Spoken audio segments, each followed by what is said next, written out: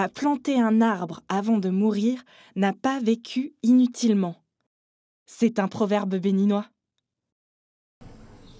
On dit dans mon village que celui qui veut avoir du bon miel doit également avoir le courage d'affronter les abeilles. Et quand tu vois un oiseau qui se pose sur une branche sèche, c'est qu'il a confiance en ses ailes. Il était une fois dans un village aux 10 000 divinités, une grande forêt. C'était une forêt pas comme les autres, car tous les dieux, tous les fétiches et tous les esprits protecteurs et justiciers du village y résidaient. Ici, depuis les premiers hommes de la terre, les habitants n'agissaient que sous les consignes et recommandations de Dieu. Tout le village était sain.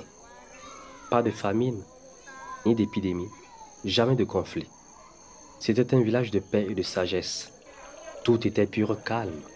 Les hommes étaient simples et compréhensifs et tous les interdits étaient respectés dans les moindres détails.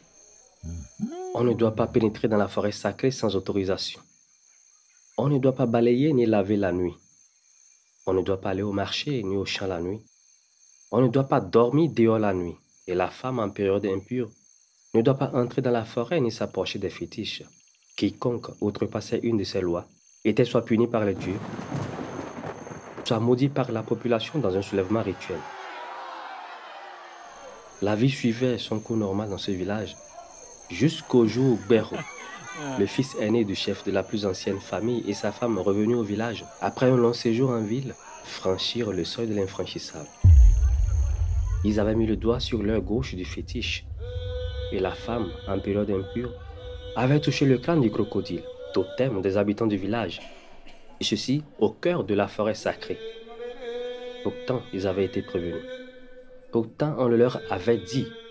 Pourtant, le mari connaissait tous ses interdits. Le vieillard était venu plusieurs fois lui parler. Béro, le fétiche des ténèbres et de la pleine lune, a interdit de se coucher dehors la nuit. Non, papa, laissez-la se reposer, elle est fatiguée, rien ne lui arrivera, avait rétorqué Béro. Nous sommes un village, mon fils. Et tout comportement doit être respecté selon les consignes divines. Ça, c'est l'ancien temps, ça, le monde évolue et il faut évoluer avec. Alors, sur ces mots, le vieillard entra dans sa chambre, le cœur rempli de dégoût. Il était 1 heure du matin lorsque le drame se produisit. C'était souvent à cette heure que toute activité humaine cessait pour laisser place à Zando et aux esprits pour leur ronde habituelle. À cette heure, on pouvait observer tous les phénomènes surnaturels de la terre. Les feuilles qui se déplacent de branche en branche, d'arbre en arbre pour leur réunion nocturne. Des aboiements lointains des chiens fétiches annonciateurs du bien et du mal se faisaient entendre. La terre se transformait en poussière et la rivière en montagne. Et c'était souvent à cette heure que Zando faisait passer des messages aux sages du village. Et à cette heure, tout était bouleversé. Zando était fâché. Il a fait le tour de la forêt sacrée et aussitôt, on entend une voix provenant de cette forêt. Pauvre mortel! Pauvre mortel! Pourquoi ne voulez-vous pas respecter les consignes des sages? Béro, tu as désobéi à ton père et ta femme a versé la cendre chaude sur ma peau et cela me brûle la plante des pieds. Sachez que chaque acte a ses conséquences. Assumez les conséquences de votre entêtement et de vos comportements inconscients. À ces mots, une nuée de chauves-souris envahit la cour familiale de Béro. Ces oiseaux à tant d'hommes crachèrent sur les dormeurs. Avant qu'ils n'eussent le temps de se réveiller, c'était déjà trop tard. Chaque crachat se transformait en une plaie, une sorte de chancre rouge qui brûlait, qui coulait et qui puait. C'était parti pour une longue période de maladie. Ils ne sortaient plus. On ne les rendait plus visite car leurs pieds et mains pourrissaient. Leur peau collait sur la natte et les lambeaux y restaient.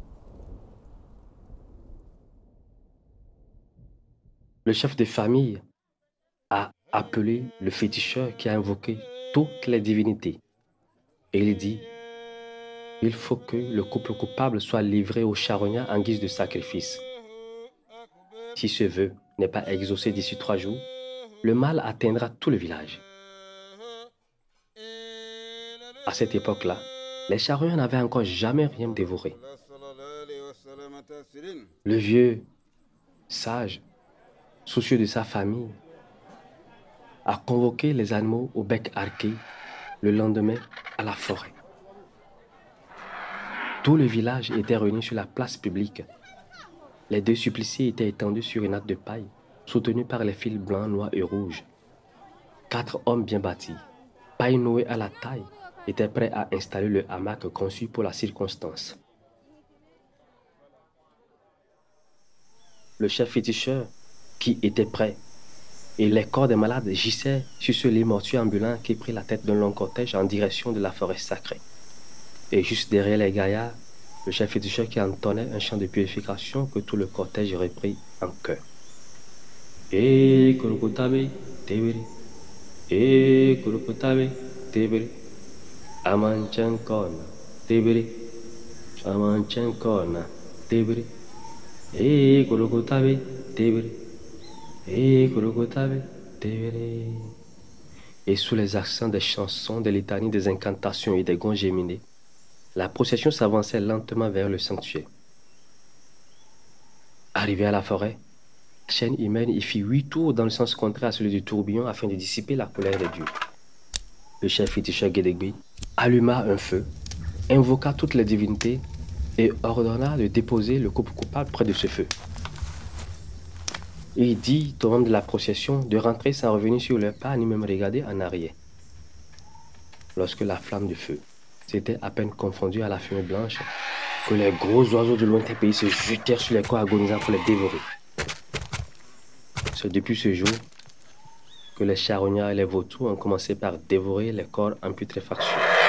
Et la lèpre, la rougeole, la variole, la varicelle, toutes ces maladies qui atteignent la peau ont fait leur apparition sur la terre.